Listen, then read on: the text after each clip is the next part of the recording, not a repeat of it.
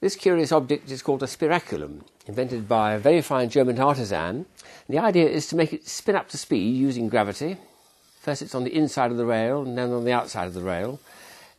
And when you've got to a certain speed, which is about there, you let it go and it goes on its own. It's got enough inertia now to go up and down the spiral. Sometimes on the inside and the next time on the outside. What's nice about this version, which I hadn't seen before, is that because it's quite a nice loose joint here, the entire spiral itself also moves. That's very pleasing. It's going to get there one more time, and now it's coming down on the inside of the spiral for the last time, and the whole spiral is going with it. Oh, that's beautiful. A very, very nice bit of kinetic engineering.